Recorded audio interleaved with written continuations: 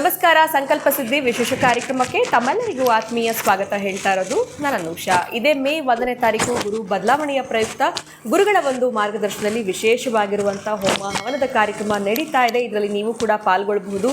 ನಿಮ್ಮ ಆಯುಷ್ಯ, ಆರೋಗ್ಯ, ಕುಟುಂಬದ ಅಭಿವೃದ್ಧಿಗಾಗಿ ಐಶ್ವರ್ಯ ಮಹಾಲಕ್ಷ್ಮಿ ಹೋಮ, ಸುದರ್ಶನ ಹೋಮ, ಇನ್ನು ಗುರುಗಳಿಂದ ನಿಮಗೆ ಮಂತ್ರೋಪದೇಶ, ಇದರಲ್ಲಿ ನೀವು ಕೂಡ ಭಾಗವಹಿಸಬಹುದು. ಸ್ಕ್ರೀನ್ ಮೇಲೆ ಸಂಖ್ಯೆಗಳು ಬರ್ತಾ ಇದೆ, ಕರೆ ಮಾಡಿ ಹೆಸರುಗಳನ್ನು ನೋಂದಾಯಿಸಿಕೊಳ್ಳಿ. ಇನ್ನು ಕಾರ್ಯಕ್ರಮದಲ್ಲಿ ನಮ್ಮ ಜೊತೆಯಲ್ಲಿದ್ದಾರೆ ಸ್ಪಿರಿಚುವಲ್ ಗುರು ಡಾಕ್ಟರ್ ವಿಷ್ಣುದತ್ತ ಗುರುಜಿಯವರು. ಬನ್ನಿ ಗುರುಗಳನ್ನ ಕಾರ್ಯಕ್ರಮಕ್ಕೆ ಬರ್ಮಾಡ್ಕೊಳ್ಳೋಣ. ನಮಸ್ತೆ ಗುರುಗಳೇ, ಕಾರ್ಯಕ್ರಮಕ್ಕೆ ಆತ್ಮೀಯ ಸ್ವಾಗತ. ಗುರುಗಳೇ, ಎಲ್ಲೋ ಒಂದು ಕಡೆ ಈಗ ಆಲ್ರೆಡಿ ಬೇಸಿಗೆ ಶುರುವಾಗಿದೆ, ಜೊತೆಗೆ ಬೇಸಿಗೆಯ ಬಿಸಿಲು, ಜೊತೆಗೆ ಮಕ್ಕಳಿಗೆ ರಜಾ, ಸಮ್ಮರ್ ಕ್ಯಾಂಪ್ ಹೋಗಬೇಕು ಅಂತ ತುಂಬ ಜನ ಇರ್ತಾರೆ, ಅಥವಾ ಎಲ್ಲಾದರೂ ಹೊರಗಡೆ ಟ್ರಿಪ್ ಹೋಗಬೇಕು ಅಂತ ಇರ್ತಾರೆ. ಏನು ಮಾಡಬೇಕು ಈ ಒಂದು ಸಂದರ್ಭದಲ್ಲಿ? ಮಕ್ಕಳನ್ನು ಎಲ್ಲಿಗೆ ಕರ್ಕೊಂಡು ಹೋದರೆ ಸೂಕ್ತ? ಸೊ ಮಕ್ಕಳಿಗೋಸ್ಕರ ಈ ಒಂದು ವಿಡಿಯೋ ಇರಲಿ ಅನ್ನೋ ಉದ್ದೇಶವಾಗಿ ಸಮ್ಮರ್ ಕ್ಯಾಂಪ್ ಅನ್ನುವಂಥದ್ದು ಹೇಗೆ ಸ್ಪೆಂಡ್ ಮಾಡಬೇಕಾಗತ್ತೆ ಈ ಒಂದು ಸಮ್ಮರ್ ಹಾಲಿಡೇಸ್ನ, ಇದ್ರ ಬಗ್ಗೆ ತಿಳಿಸ್ಕೊಡಿ. ತಂದೆ ತಾಯಿಗಳು ಮಾಡಲೇಬೇಕಾಗಿರುವಂಥ ಕೆಲಸ ಏನು? ಓಂ ವಿಶ್ವಸ್ಮೈ ನಮಃ. ಪ್ರೀತಿಯ ಬಂಧುಗಳೇ, ಮಕ್ಕಳಿಗೆ ರಜಾ, ತಂದೆ ತಾಯಿಗೆ ಸಜಾ, ಇವರಿಬ್ಬರಿಗೂ ಮತ್ತು ಬೇಕು ಮಜಾ ಅಂತಂದರೆ ಆಟ, ಅದ್ರ ಜೊತೆಗೆ ಪಾಠ ಎರಡು ಇರಲೇಬೇಕು. ನೀವೆಲ್ಲ ಆದರೂ ಹೋಗಿ, ನೀವು ವಂಡರ್ಲಾಗ್ ಹೋಗ್ತಿರೋ, ಮತ್ತೊಂದು ಲಾಗ್ ಹೋಗ್ತಿರೋ, ಒಟ್ಟಾರೆ ವಂಡರ್ಲಾನಲ್ಲೂ ಕೂಡ ನೀವು ಅವರಿಗೆ ಲಾ ಕಲಿಸ್ಬೇಕು. ಹಾಗಿರಬೇಕಷ್ಟೇ ನಿಮ್ಮ ಪ್ಲ್ಯಾನ್. ಹೇಗಿರಬೇಕು ಅಂತಂದರೆ ಖುಷಿ ಇರಬೇಕು, ಸಂತೋಷ ಇರಬೇಕು. ಯಾವಾಗಲೂ ಕೂಡ ನಾವು ವೆಲ್ಕಮ್ ಮಾಡಬೇಕಾಗಿದ್ದೇ ಆ ಸುಖ ಸೌಖ್ಯಗಳನ್ನು. ಅದರ ಮಧ್ಯೆ ಬಂದು ಹೋಗ್ತಿರ್ತವೆ ಈ ಆವಾಗ ನಮಗೆ ಸೊಳ್ಳೆ ಕಡಿಯಲ್ವಾ, ಹಾಗೆ ದುಃಖ ಅನ್ನೋದು ಬಂದು ಹೋಗ್ತಿರುತ್ತೆ.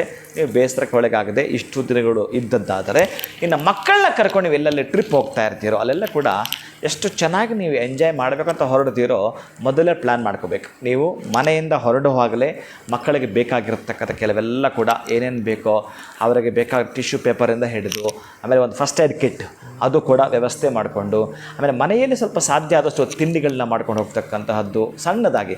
ಇನ್ನು ಹೊರಗಡೆ ಸಾಧ್ಯ ಆದಷ್ಟು ನೀವು ರುಚಿನ ನೋಡ್ತೀರಿ, ಅದಕ್ಕಿಂತಲೂ ಹೆಚ್ಚಿಗೆ ಸ್ವಲ್ಪ ಶುಚಿಯನ್ನು ಕೂಡ ಗಮನದಲ್ಲಿ ಇಟ್ಟುಕೊಂಡು ಹೋಗಿ ಮಕ್ಕಳನ್ನ ನೀವು ಹೆಂಗೋ ಮಾಡಿ ವರ್ಷಕ್ಕೆ ಒಂದು ಬಾರಿ ಆದರೂ ಕೂಡ ಈ ನದಿ ಸ್ನಾನ, ಆಮೇಲೆ ಮಕ್ಕಳಿಗೆ ಸಂಬಂಧಪಟ್ಟಾಗ ಸಮುದ್ರ ಸ್ನಾನ ಇವೆಲ್ಲ ಕೂಡ ಮಾಡಿಸಬೇಕು. ಆದರೆ ಇದಕ್ಕಿಂತ ಹೆಚ್ಚಿಗೆ ನಾನು ಇದನ್ನೆಲ್ಲ ಏನು ನಿಮಗೆ ಹೇಳಬೇಕಾಗಿಲ್ಲ, ಅದು ಗೊತ್ತಿದೆ, ಮಾಡ್ತಾ ಇರ್ತೀರಿ ಕೂಡ. ಆದರೆ ಇಂತಹದ್ರ ಮಧ್ಯೆ ಸಾಧನೆಯ ಹಾದಿಯಲ್ಲಿ ನಡೀಲಿಕ್ಕೆ ಗೊತ್ತಿಲ್ಲ ಮಕ್ಕಳಿಗೆ ಒಂದೊಂದು ಬಾರಿ ಪುಸ್ತಕವೇ ಅವರನ್ನು ಹೆಬ್ಬಿಸಿಬಿಡುತ್ತೆ, ಅಥವಾ ಎಲ್ಲೋ ಒಂದು ಕಡೆ ಅವರ ಟೀಚರ್ ಅವರ ಒಂದು ರೀತಿಯಾಗಿ ಹುರಿದುಂಬಿಸ್ತಾರೆ, ಅಥವಾ ಮತ್ತೊಂದು ಕಡೆ ಅವರ ಕ್ಯಾಲ್ಕುಲೇಷನ್, ಅವರ ಮನಸ್ಥಿತಿ ಎಲ್ಲ ಒಂದು ಬಾಲ್ಯಾವಸ್ಥೆಯಿಂದ ಪ್ರೌಢಾವಸ್ಥೆ ಕಾಲಿಡ್ತಿರ್ತಾರೆ. ಆ 1-2 ವರ್ಷಗಳಲ್ಲಿ ಅವರೊಂದು ಮೋಟಿವೇಟ್ ಯಾರಿಂದಲೂ ಪ್ರಭಾವಕ್ಕೊಳಗಾಗ್ತಾರೋ ಗೊತ್ತಿಲ್ಲ. ಯಾವ ಪ್ರಸಂಗದ, ಯಾವ ಪ್ರವಚನಕ್ಕೆ, ಯಾವ ಪಾಠಕ್ಕೆ ಅವರು ಒಳಗಾಗ್ತಾರೋ ಅಲ್ಲಿಂದ ಅವರು ನೀವು ಹೇಗೆ ಪ್ರಮೋಟ್ ಮಾಡಿರ್ತಾರೋ ಅವರು ಆ ರೀತಿಯಾಗಿ ವಿಶೇಷವಾಗಿ ಮೇಲೆ ಎದ್ದಿರ್ತಾರೆ, ಪ್ರೋತ್ಸಾಹದ, ಉತ್ಸಾಹದ ಮಾತುಗಳನ್ನ ಹಾಡಿದಾಗ. ಆದರೆ ಈ ಒಂದು ಸಂದರ್ಭದಲ್ಲಿ ನಿಮಗೊಂದು ಅವಕಾಶ ಸಿಕ್ಕಿರುತ್ತೆ. ಮಕ್ಕಳನ್ನ ಎಲ್ಲಾದರೂ ಕೂಡ ಅಂಥ ವಿಜ್ಞಾನಕ್ಕೆ ಸಂಬಂಧಪಟ್ಟಾಗಿರತಕ್ಕಂತಹದ್ದು ಜ್ಞಾನ ಭಂಡಾರದ ಕಡೆ ನೀವು ಸ್ವಲ್ಪ ಸೆಳೆತ ಮಾಡಬೇಕು.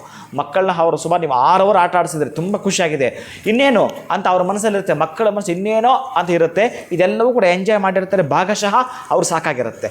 ಆ ಸಂದರ್ಭವನ್ನು ತಿಳಿದುಕೊಂಡು ಅಲ್ಲಿಂದ ಹಾಗೆ ಎಲ್ಲಾದರೂ ನಿಧಾನಕ್ಕೆ ಹೋದಾಗ ಎಲ್ಲೋ ಒಂದು ವಿಶೇಷವಾಗಿ ಅಂಬೇಡ್ಕರ್ಗೆ ಸಂಬಂಧಪಟ್ಟ ವಿಷಯಗಳನ್ನು ನೀವು ತಿಳಿಸುವಂಥದ್ದು. ಅವರು ಕತ್ತಲಲ್ಲಿ ಓದಿದ್ದು ರೀ, ಕತ್ತಲಲ್ಲಿ ಬೆಳಕನ್ನು ಕಂಡುಕೊಂಡಿದ್ದು. ಅವರು ಬೆಳಕನ್ನೋದಿಲ್ಲ ಆವತ್ತಿನ ಕಾಲಕ್ಕೆ. ಅಂತ ಅಸ್ಪೃಶ್ಯತೆ ಕಾಲದಲ್ಲಿ ಅಂಬೇಡ್ಕರ್ ಎಷ್ಟೊಂದು ಕಷ್ಟವನ್ನು ಪಟ್ಟು ಇವತ್ತು ರಾಷ್ಟ್ರ ನಾಯಕ ಅಲ್ಲ, ವಿಶ್ವದ ನಾಯಕ, ಜಗತ್ತಿನ ಕಣ್ಣು ಅಂತ ಹೇಳಬಹುದು. ನಮ್ಮ ದೇಶದಲ್ಲಿ ಬಿಡಿ, ಬೇರೆ ದೇಶಗಳೆಲ್ಲ ಅವ್ರದ್ದೆಷ್ಟು ಸ್ಟ್ಯಾಚ್ಯುಗಳಿದೆ ಅಂತಂದರೆ ಇದಕ್ಕೆಲ್ಲ ಕಾರಣ ಏನೋ? ಅವರೆಲ್ಲೋ ಒಂದು ಕಡೆ ಮನಸ್ಸೊಳಗಡೆ ಎತ್ಕೊಂಡಿದ್ದು ಏನಾದರೂ ಮತ್ಸರನ ಇತ್ತವರಲ್ಲಿ ನಯಾ ಪೈಸೆ ಹುಡುಗೋದು ಸಿಗಲ್ಲ. ಅವರಿರ್ತಕ್ಕಂಥ ಅಷ್ಟು ಜ್ಞಾನ ಭಂಡಾರ ಇವತ್ತು ಪುತ್ತಳುಗಳಾಗಿರೋದು. ಅಂತಹ ಪುತ್ತಳುಗಳಾಗಿ ಇರಬೇಕಾದ್ರೆ ಅವರಲ್ಲಿರ್ತಕ್ಕಂಥ ಜ್ಞಾನ ಚೈತನ್ಯ ಅವರನ್ನು ಹೆಬ್ಬಿಸಿರೋದು.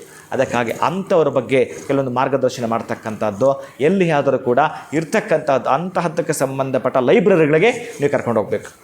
ಎಲ್ಲೋ ಒಂದು ಕಡೆ ವಿವೇಕಾನಂದರದು ಬೇಕಾದಷ್ಟು ಇರ್ತವೆ ಪುಸ್ತಕಗಳು, ಅದಕ್ಕೆ ಸಂಬಂಧಪಟ್ಟ ಪ್ರಸಂಗಗಳು ನಡೀತಿರ್ತವೆ, ಸೆಮಿನಾರ್ ನಡೀತಿರ್ತವೆ, ಮುಖ್ಯವಾಗಿ ಶಿಬಿರಗಳಂತ ಇರ್ತವೆ. ಅಂತಹ ಶಿಬಿರಗಳಲ್ಲಿ ಕೇವಲ 5 ದಿನ, 1 ವಾರ, ಒಂದು 15 ಡೇಸ್ ಅಂತಹ ಶಿಬಿರಗಳಿಗೆ ಬಿಡುವಂಥದ್ದು. ಅಲ್ಲಿ ಯೋಗವನ್ನು ಕಲಿತಾರೆ, ಪಾಠವನ್ನು ಕಲಿತಾರೆ, ಮಕ್ಕಳಾಗಿ ಬೆರೆತು ಹೋಗ್ತಾರೆ. ಒಂದಷ್ಟು ಜನ ಆ ಮಕ್ಕಳೆಲ್ಲರೂ ಕೂಡ ಸೇರಿಕೊಂಡಿರ್ತಾರೆ, ಅವ್ರ ಜೊತೆ ಬೆರೆತಿರ್ತಾರೆ. ಈ ರೀತಿಯಾಗಿ ಅಥವಾ ನೆಹರು ತಾರಾಲಯ ಬೆಂಗಳೂರು ಅಲ್ಲಿರ್ತಕ್ಕಂಥದ್ದನ್ನು ತೋರಿಸುವಂಥದ್ದು.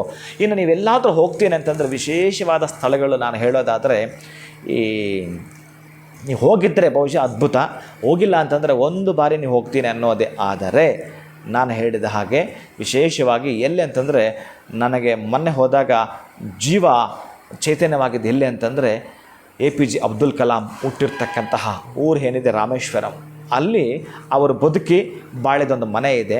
ಅವರ ಅಣ್ಣನ ತಮ್ಮನದು ಇನ್ನೊಂದು 2-3 ಮನೆಗಳು ಅಕ್ಕಪಕ್ಕ ಇದೆ. ಅವೆಲ್ಲ ಕೂಡ ಅವರದ್ದು ಇರ್ತಕ್ಕಂತಹವೇ ಒಂದು ಮ್ಯೂಸಿಯಂ ಮಾಡಿದ್ದಾರೆ. ಅವರಿಗೆ ಪದ್ಮಭೂಷಣ, ಪದ್ಮವಿಭೂಷಣ, ಭಾರತ ರತ್ನ ಏನು ಕೊಟ್ಟಿದ್ದಾರೆ ಅದನ್ನೆಲ್ಲ ಕೂಡ ಒಂದು ಇಟ್ಟಿದ್ದಾರೆ. ಯಾವ ರೀತಿಯಾಗಿ ಆ ವಜ್ರವನ್ನು, ಡೈಮಂಡನ್ನು ಇಟ್ಟಿದ್ದಾರೆ ಅಂತಂದರೆ ನೀವು ನೋಡಬಹುದು. ಅವರು ಕೊಟ್ಟಿರೋ ಸರ್ಟಿಫಿಕೇಟ್ಗಳು, ಅವರು ಹಾಕಿರೋದಕ್ಕೆ ಡ್ರೆಸ್ ಇದೆಯಲ್ಲ, ಎಲ್ಲವೂ ಕೂಡ ಅಲ್ಲಿ ಮಡಚಿ ಇಟ್ಟಿದ್ದಾರೆ. ನೀಟಾಗಿ ಅವರ ಶಾಲೆಯ ದಿನಗಳಿಂದ ಹಿಡಿದು, ಅವರ ಟೀಚರಿಂದ ಹಿಡಿದು, ಅವರ ಬಾಲ್ಯದಿಂದ ಹಿಡಿದು ಈಗಿನ ತನಕ, ಮೊನ್ನೆ ತನಕ ಅವರು ಪ್ರವಚನ ಮಾಡ್ತಾ ಕೂಸಿದು ಬಿದ್ದರಲ್ಲ, ಆ ಫೋಟೋಗಳ ತನಕ ಮಕ್ಕಳೇನಾದರೂ ನೋಡಿದ್ರು ಅಂತಂದರೆ ನಿಮ್ಮ ಮಗು ಭಾರತ ರತ್ನವಾಗ್ತಾನೆ. ನಿಮ್ಮ ಮಗು ಬರೆದಿಟ್ಕೊಳ್ಳಿ, ಭಾರತ ರತ್ನವಾಗ್ತಾನೆ. ಇಂತಹದ್ದನ್ನು ನೀವಲ್ಲಿ ಸಮುದ್ರವನ್ನೂ ನೋಡಿಸ್ಬೇಕು, ಸಮುದ್ರ ಸ್ನಾನವೂ ಮಾಡಿಸಬೇಕು, ಮಕ್ಕಳಿಗೆ ಅವ್ರು ಏನು ಬೇಕು ಆಟಿಕೆಗಳು ಕೊಡಿಸ್ಬೇಕು, ತಿಂಡಿನೂ ಕೊಡಿಸ್ಬೇಕು, ಎಲ್ಲ ಕೊಡಿಸ್ಬೇಕು. ಅದರ ಜೊತೆಯಲ್ಲೇ ಗೊತ್ತಿಲ್ವಲ್ಲ ಯಾವ ಮಗು ಹೇಗೆ ಪುಟಿದೇಳುತ್ತೆ ಅಂತ. ಮಕ್ಕಳಿಗೆ ನೀವು ಟೀಚರ್ಸ್ ಕೊಡೋ ಜ್ಞಾನನೇ ಬೇರೆ ಇರುತ್ತೆ, ಮತ್ತು ಅವನು ಕಲಿಯೋ ಜ್ಞಾನ ಬೇರೆ ಇರುತ್ತೆ. ನೋಡಿ ಕಲಿಯೋದಿದೆಯಲ್ಲ, ಇದು ಮಹತ್ತರವಾಗಿರುವಂಥದ್ದು.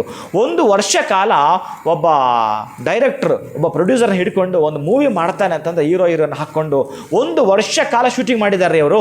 ಒಂದು ಕಥೆಯನ್ನಾಗಿಟ್ಕೊಂಡು ಅವರೊಂದು ಮೂವಿ ಮಾಡಿದ್ದಾರೆ ಅಂತಂದರೆ 1 ವರ್ಷ ಶೂಟಿಂಗ್ ಮಾಡಿರ್ತಕ್ಕಂತಹದ್ದನ್ನು ಕೇವಲ 3 ತಾಸು ಗಳಿಸ್ತಾರೆ. 1 ವರ್ಷಕ್ಕೆ ಎಷ್ಟು ದಿನಗಳು? 365 ದಿನಗಳು. ಅಟ್ಲೀಸ್ಟ್ ಒಂದು ದಿನವೂ ಇಲ್ಲ ನಾವಿಲ್ಲಿ ನೋಡೋದು. 3 ತಾಸಲ್ಲಿ ನೀವು ಅವರ ಕಣ್ಣು ಕಟ್ಕೊಡ್ತೀರಿ. ಯಾರಿಗೆ? ಮಕ್ಕಳ ಕಣ್ಣಿಗೆ.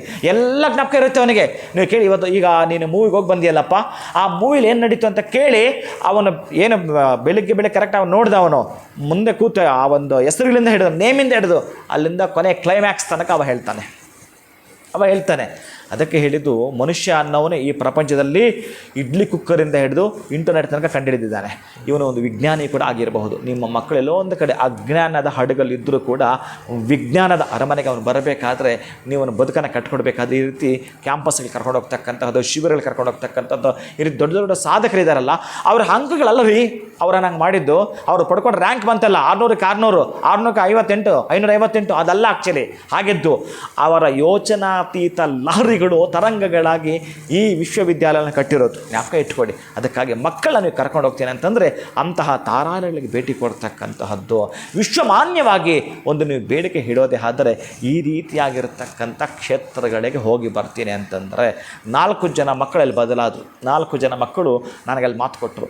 ನಾನೇನು ಕರ್ಕೊಂಡೋಗಿದ್ದೆ ಆ ಮಕ್ಕಳು ಬಹುಶಃ ನನಗೆ ಗೊತ್ತಿಲ್ಲ, ಹೀಗೆ ಹೀಗಾಗುತ್ತೆ ಅಂತ ಗೊತ್ತಿರಲ್ಲ. ಅಲ್ಲಿಗೆ ಹೋದ್ಮೇಲೆ ಎಲ್ಲ ನೋಡಿದ್ರು. ಇನ್ನು ಧನುಷ್ಕೋಟಿ ಹೋಗಬೇಕು. ಹೋಗಬೇಕಾದ್ರೆ ಆ ಧನುಷ್ಕೋಟಿಗೆ ಹೋಗುವಂಥ ದಾರಿಯಲ್ಲಿ ಅಬ್ದುಲ್ ಕಲಾಂರ ಮನೆ ಸಿಗುತ್ತೆ.